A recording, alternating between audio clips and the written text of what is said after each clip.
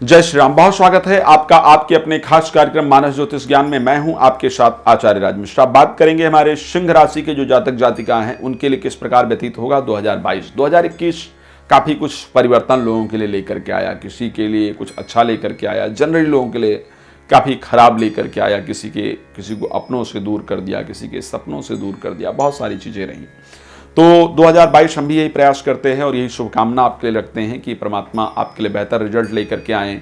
ये जो राशि फल है वो किसी राशि के, बहुत सारे लोग पूछते हैं कि ये नाम पर आधारित है या हमारी डेट ऑफ बर्थ से जो राशि है उस पर आधारित है। मैं आपको बताना चाहता हूँ कि यदि आपकी डेट ऑफ बर्थ से सिंह राशि है या आपकी नाम से सिंह राशि है या आपका लग्न सिंह है, तो इन तीनों चीज़ों पर ही ये जो राशि फल है वो आपके लिए बहुत अच्छा प्रभाव देने वाला है। चलिए बिना विलंब किए हुए चर्चा करते हैं कि स्टार्टिंग में आपके ग्रह कहां कहां पर होंगे और क्या होंगे इस वर्ष के हाइलाइटिंग पॉइंट आपके लिए। उपाय पर भी निश्चित रूप से चर्चा करने का मैं प्रयास करूंगा।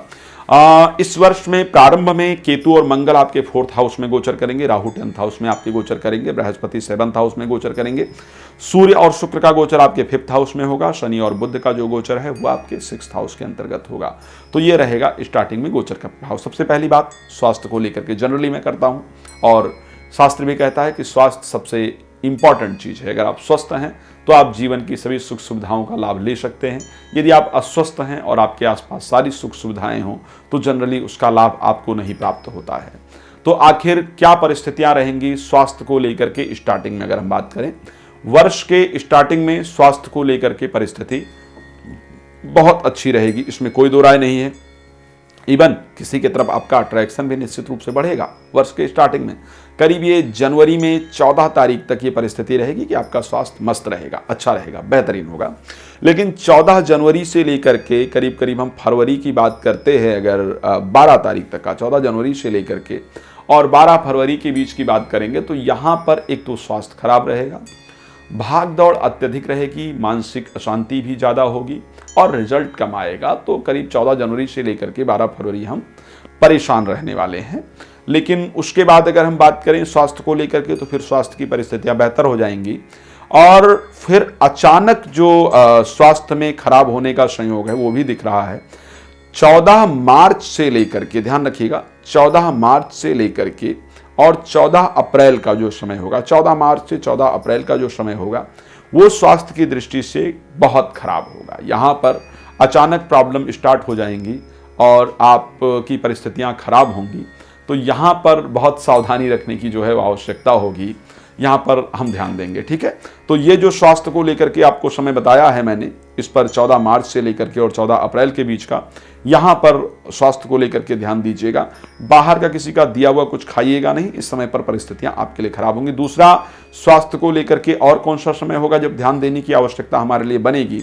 16 जुलाई से लेकर के, नोट कर लीजिए प्लीज, 16 जुलाई से लेकर के और 17 अगस्त के बीच में, 16 जुलाई से 17 अगस्त, इस टाइम पर भी स्वास्थ्य को लेकर के परिस्थिति आपकी अच्छी नहीं रहेगी। चलिए, ये तो हो गया स्वास्थ्य की बात। अब बात करते हैं कार्य क्षेत्र को लेकर के।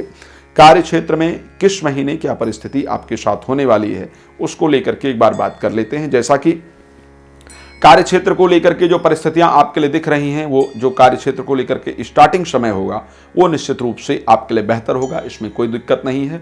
लेकिन 27 फरवरी से लेकर के 31 मार्च के बीच में लोग बड़े षड्यंत्र करके अपनी कुटिल चालों के माध्यम से आपके नौकरी इत्यादि में दिक्कत पहुंचाने का प्रयास करेंगे, षड्यंत्र इत्यादि करेंगे, बाधा इत्यादि पैदा करेंगे और आई थिंक कामयाब भी होंगे बहुत सारी जगह पर वो जाकर के। तो आपको यहाँ पर सावधान रहने की आवश्यकता होगी। व्यापार इत्यादि में भी आपको नुकसान पहुंचाने का प्रयास करेंगे तो यहाँ पर भी आपको सावधान रहने की आवश्यकता होगी। तो ये परिस्थितियाँ आपके लिए होने वाली हैं। हम अगर बात करें तो ये मैंने बताया 27 फरवरी से लेकर के 31 मार्च के बीच में ये परिस्थिति रहेगी। उसके बाद 31 मार्च के बाद जो है वो कार्य को लेकर के परिस्थिति आपकी अच्छी होगी और आप मेहनत करेंगे, उसका अच्छा रिजल्ट भी प्राप्त होगा आपको। ये रहेगा 31 मार्च से लेकर के 27 अप्रैल के बीच में। लेकिन 27 अप्रैल से लेकर के और 23 मई के बीच में आपकी परिस्थिति काफ़ी खराब रहने वाली है, स्पेशली कार्य को लेकर के देखा जाए। आत्मविश्वास काफ़ी कम हो जाएगा, इस बीच में कॉन्फिडेंस लेवल काफ़ी डाउन हो जाएगा और नौकरी इत्यादि में जो प्रमोशन आपको मिलना था वो किसी और को मिल सकता है और आपको नहीं मिलने से मन व्यथित रहेगा। उसके साथ साथ कार्य में एक बार सब कुछ नष्ट होने का जो संयोग, जैसे हम कार्य सब कुछ कर रहे हैं, सब कुछ बहुत अच्छा चल रहा है, लेकिन अचानक कुछ ऐसा हुआ कि सब कुछ खराब हो गया, तो इस प्रकार की परिस्थिति यहां पर हो सकती है। यहां पर आप अगर बिजनेस वगैरह भी कर रहे हैं, चाहे छोटा बिजनेस है या बड़ा बिजनेस है, तो आपको अपने डिसीजंस और बहुत सारी सावधानियों की यहां पर आवश्यकता होगी। तो ये समय आपके लिए कौन सा होगा? ये समय आपके लिए मैंने निर्धारित किया है 27 अप्रैल से लेकर के और 23 मई के बीच में ऐसी परिस्थितियां रहेंगी, लेकिन उसके बाद जो कंडीशन होगी वो आपके लिए अच्छी होगी। अच्छा, एक समय और आएगा जहां पर कार्य को लेकर के ध्यान देने की आवश्यकता होगी। ये होगी 7 अगस्त से लेकर के 31 अगस्त के बीच में। 7 से लेकर के 31 अगस्त का जो समय होगा, ये भी कार्य क्षेत्र के लिए बहुत अच्छा नहीं होने वाला है। यहां पर भी नुकसान के संयोग दिख रहे हैं। तो मैंने कार्य क्षेत्र में जहां जहां सावधान रहने की आवश्यकता है, इसको आपको सूचित कर दिया है। बाकी जो परिस्थितियां हैं उस पर आप, जैसे आप प्लानिंग करते हैं तो आप इस हिसाब से अपना प्लान कर सकते हैं।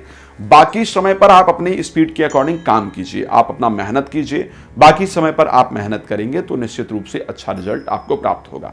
चलिए नेक्स्ट बात कर लेते हैं वैवाहिक परिस्थिति को लेकर कि भाई जीवन में 2 ही 3 चीजें बड़ी इंपॉर्टेंट होती है। एक तो स्वास्थ्य हो गया, दूसरा काम धंधा हो गया, तीसरा वैवाहिक जीवन हो गया, चौथा संतान हो गया। 4 ऐसे पॉइंट्स हैं जहां पर बहुत फोकस करने की आवश्यकता होती है और इस पर हम फोकस करते हैं। कोशिश ये भी आपसे कहते हैं कि यदि कोई जानकारी आपको प्राप्त करनी है तो आप प्राप्त भी कर सकते हैं। तो वैवाहिक जीवन को लेकर के जो स्टार्टिंग समय होगा, करीब करीब हम बात करते हैं, स्टार्टिंग समय वैवाहिक जीवन को लेकर के बेहतर नहीं है।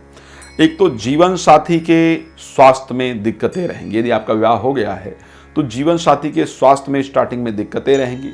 शत्रुता भी करीब करीब जीवन साथी से बनेगी, दुश्मनी बनेगी, इस प्रकार की परिस्थिति होगी और जीवन साथी की तरफ से धोखा भी प्राप्त होगा स्टार्टिंग में। देखिए, मेरा प्रयास रहता है कि आपको अच्छी जानकारी दिया जाए। अच्छा, लेकिन स्टार्टिंग समय में कोई प्यार का इजहार भी आपसे जरूर करेगा, ऐसी परिस्थितियां दिख रही हैं। लेकिन उसके बाद अगर हम बात करेंगे, जब शनि का परिवर्तन होने वाला है, 30 अप्रैल को शनि कुंभ राशि में जाएंगे, तो यहां से आपके विवाह के कार्य की परिस्थितियां निश्चित रूप से अच्छी होंगी, वैवाहिक जीवन की परिस्थिति अच्छी होंगी। अब इस वर्ष के हाईलाइटिंग पॉइंट पर फटाफट बात कर लेते हैं, उसके बाद आगे की चर्चा को करेंगे या कार्यक्रम को विराम देंगे। एक तो जो लोग ग्रीन कार्ड के लिए परेशान हैं, विदेश में रहते हैं, उनको ग्रीन कार्ड मिलने वाला है। जो लोग वीजा के लिए परेशान हैं, इस वर्ष उनको वीजा मिलने वाला है, यानी उनकी विदेश यात्रा होती हुई दिख रही है। सेकंड चीज, जिनकी शादी नहीं हो रही, हाईलाइटिंग पॉइंट ये है कि उनकी शादी इस वर्ष होने वाली है। चौथा, अगर हाईलाइटिंग पॉइंट इस चीज को लेकर के देखा जाए, स्वास्थ्य जिनका बहुत ज्यादा खराब रहता था, इस वर्ष स्वास्थ्य में भी सुधार होने का संकेत दिख रहा है।